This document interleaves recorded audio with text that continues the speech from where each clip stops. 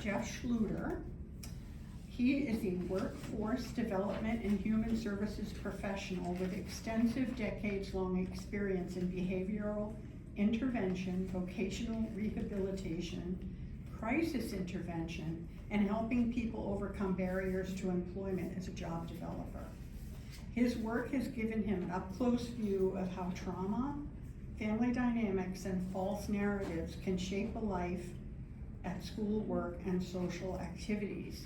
Today he shares a story of survival, healing, and reclaimed strength. The title of his speech is The Boy Who Carried the Weather. Jeff, welcome.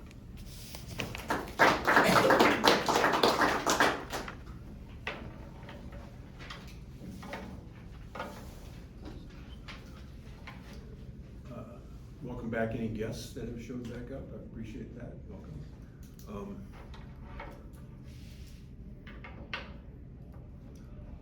By the end of this speech, I want you to understand how a child can be taught to carry storms that were never his to carry, and how a man can finally set them down. Once upon a time, there was a boy who grew up in a home where the weather changed without warning. The air tightened, a stare across the kitchen,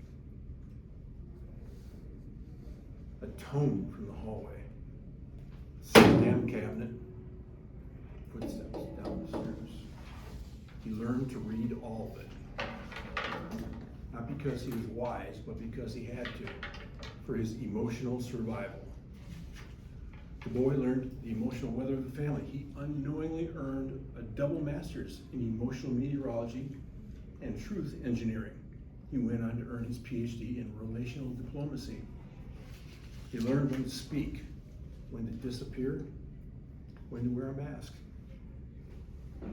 As though nothing was wrong, he protected the family portrait, even when the frame was crooked and the glass had been cracked for years. If he admitted the picture was not perfect, the room turned against him. So he learned that truth was expensive. The silence was safer, and the person carrying the heaviest load was often the one least allowed to say, "This is too much." The boy grew taller, his voice deepened, his hands became strong. He became a man who worked hard, loved deeply, shook your hand like he meant it. He lasted in relationships that were over many years before they fell apart. But somewhere inside of him, part of him was still standing in that old hallway, listening for danger. When a man had been conditioned to carry blame, there are some people that can recognize the one who will apologize first, explain too much, forgive too quickly, and accept too little in return. So he gets taken advantage of. You'd be surprised by who some of these people are. Darlings in public, terrorists at home. So the old pattern follows him into the break room, where one false story becomes the story everyone repeats, into relationships where love can feel familiar for all the wrong reasons. He becomes the one people gossip about instead of talk to, the one judged before he's understood, the one whose fear is mistaken for weakness, whose strength is mistaken for threat. That's the thing about a false story. Once people believe it, they can make anything stick. If he's quiet, he's hiding something.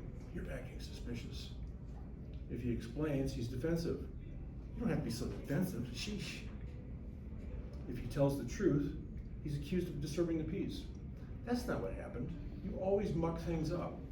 You are a buzzkill. But peace built on silence is not peace. It's wallpaper pasted over a cracked wall.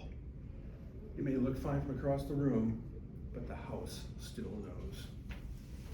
When a child is taught to carry what belongs to others, the weight doesn't stay in childhood. He carries it with him like a heavy backpack that he takes everywhere. It rides in the passenger seat. It sits beside him at the dinner table. After a while, he begins to think, maybe this is just my place in the world. That is a very dangerous thought, because when hope gets tired, it does not always make a speech.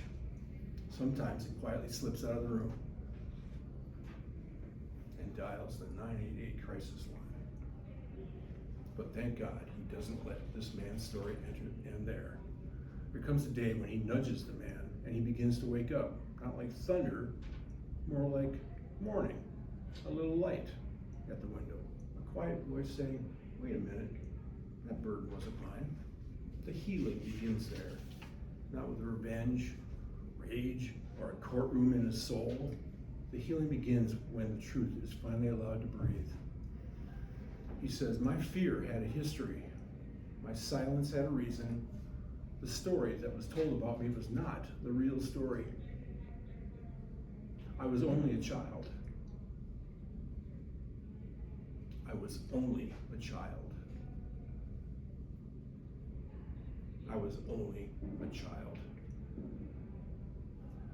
And then he begins to forgive himself. He stands up differently and takes the space back he once ceded to other people. Not louder, but wiser. Not harder, more deeply rooted.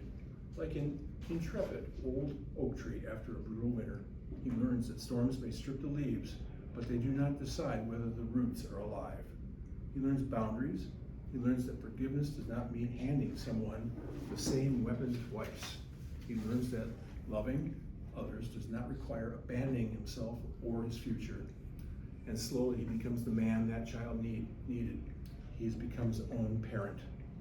And a man can be strong without being cruel. A man who can forgive without shrinking. He becomes empowered, intrepid, really, fearless, possibly for the first time in his life. So here's my ask. Be careful with the stories that you inherit about people. Before you believe the easiest version, ask who benefits from this version?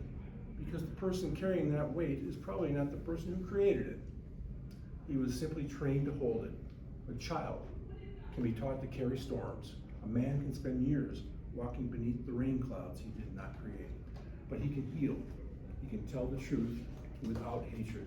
He can forgive without surrendering his dignity. The past may explain the wound, but does not get the final word. Not when the truth walks in boots.